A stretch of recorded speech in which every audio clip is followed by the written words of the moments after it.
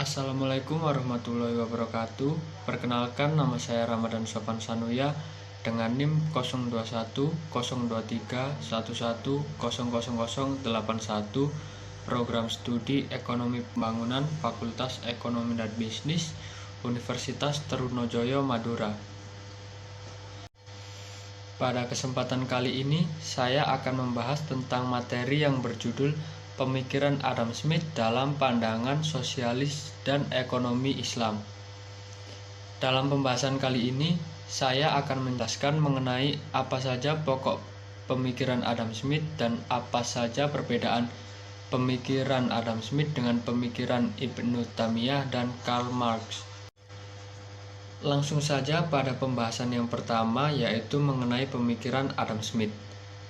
Pada tahun 1776 menandakan revolusi perkembangan ilmu ekonomi dengan penerbitan buku Adam Smith yang berjudul Will of Nations, yang memperkenalkan teori tangan gaib atau The Theory of Invisible Hand. Di dalam bukunya, Adam Smith menyatakan bahwasanya kepentingan pribadi atau self-interest ialah salah satu unsur kekuatan yang mengendalikan sistem ekonomi, menjadikan setiap individu berupaya agar pemanfaatan modalnya memperoleh hasil semaksimal mungkin dengan didasari oleh kepentingan diri sendiri. Berdasarkan teorinya, Adam Smith meyakini bahwasanya kesejahteraan bisa dicapai ketika kebebasan individu itu terwujud. Berdasarkan teorinya, Adam Smith meyakini bahwasanya kesejahteraan bisa dicapai ketika kebebasan individu itu terwujud. Pada poin pertama, Adam Smith menyatakan teori nilai atau harga. Smith menjabarkan suatu teori di mana terbentuknya suatu harga alamiah adalah harga yang muncul sebagai hasil dari harga segala sesuatu yang terjadi atas kehendak sendiri, dalam artian pada suatu masyarakat yang mana memiliki kebebasan untuk bekerja. Pada saat setiap orang memiliki kebebasan untuk memproduksi apa yang dia inginkan dan melakukan tukar-menukar terhadap apa yang dia inginkan, di mana harga alamiah ini dinilai atas dasar nilai dari suatu pekerjaan, khususnya pekerjaan yang merupakan sebab, akibat, serta alat pengukur nilai. Atas dasar tersebut, Smith menyatakan bahwasanya kerja memiliki nilai daya tukar yang sama dengan biaya produksi yang meliputi gaji, laba, dan modal sewa tanah. Pada poin yang kedua, Smith menjelaskan tentang spesialisasi kerja. Pada tulisannya, Smith menyatakan bahwasanya kapasitas produksi suatu tenaga kerja bisa mengalami peningkatan bila mana dilakukan mekanisme pembagian kerja atau division of labor.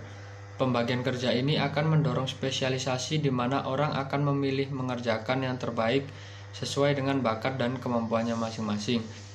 Menurut Smith, alasan pembagian kerja bukan didasari dengan perbedaan kodrat terkait bakat dan ketidakberdayaan manusia untuk memenuhi kebutuhan secara mandiri, melainkan pembagian kerja terjadi oleh karena sebab akibat dari kecenderungan tertentu pada hakikat manusia, yakni untuk melakukan perdagangan dan pertukaran suatu barang dengan barang yang lainnya. Pada poin yang ketiga, Adam Smith membahas tentang peran negara. Smith tidaklah secara eksplisit memisahkan antara negara dan pemerintah. Keduanya bisa saja ditukar satu sama lain perannya. Menurut Adam Smith, negara memiliki tugas untuk mewujudkan keadilan yang berfungsi menjamin kebebasan tiap individu dalam sistem ekonomi. Namun, pada sisi lainnya juga menolak campur tangan negara. Yang selanjutnya langsung saja pada persamaan pemikiran antara Adam Smith, Ibnu Taimiyah, dan Karl Marx. Persamaan yang pertama adalah mengenai sistem pembentukan harga. Adam Smith dan Ibnu Taimiyah sama-sama menyebutkan bahwa harga terpengaruh oleh unsur permintaan dan penawaran serta kebijakan pemerintah. Persamaan yang kedua mengenai keterkaitan teori nilai dengan sistem ekonomi. Ketiga tokoh tersebut memiliki pendapat yang sama terkait teori tersebut, yang mengatakan bahwa tenaga kerja, baik pekerja atau buruh, dan hasil kerja merupakan sumber nilai utama. Persamaan yang ketiga mengenai keterkaitan pembagian kerja. Adam Smith menyatakan bahwa keterkaitan pembagian kerja merupakan salah satu hal pasti karena sifat dasar manusia selaku makhluk sosial. Lalu Ibnu Taimiyah juga mengatakan jika sifat manusia sebagai makhluk sosial menjadikan interaksi dalam sistem ekonomi merupakan kebutuhan. Lalu persamaan yang keempat mengenai nilai keadilan dan tugas pemerintah. Adam Smith mengatakan bahwa nilai keadilan ialah bagian atas proses hubungan sosial. Pemerintah memiliki fungsi selaku pengawas masyarakat. Lalu Ibnu Taimiyah mengatakan keadilan merupakan tujuan final dari sistem ekonomi. Pemerintah memiliki peranan sebagai wasit dalam sistem ekonomi. Dan Karl Marx juga mengatakan jika keadilan merupakan tujuan final dari sistem ekonomi.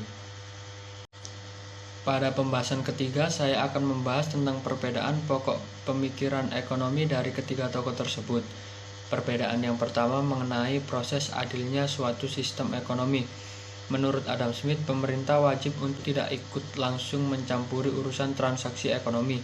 Namun di sisi lain, pemerintah dituntut untuk menciptakan proses keadilan dengan berperan aktif untuk membentuk ekosistem ekonomi yang kondusif melalui pembuatan peraturan seperti perundang-undangan dan kebijakan lainnya. Sedangkan menurut Ibnu Taimiyah, terwujudnya keadilan erat kaitannya dengan variabel yang memiliki sifat tersendiri yang saling mempengaruhi antar variabel, ataupun variabel tersebut ialah tata aturan hukum, masyarakat, pemerintahan, pembangunan, dan kekayaan, yang mana setiap variabel tidak bersifat tetap. Dan menurut Karl Marx, terwujudnya sistem ekonomi yang adil bisa tercapai dengan campur tangan pemerintah. Perbedaan yang kedua mengenai keterkaitan teori nilai dengan sistem ekonomi.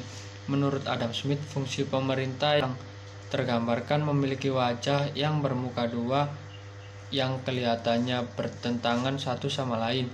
Sedangkan menurut Ibnu Taimiyah, ruang interaksi antar variabel yang saling mempengaruhi satu sama lain dan bersifat tidak tetap.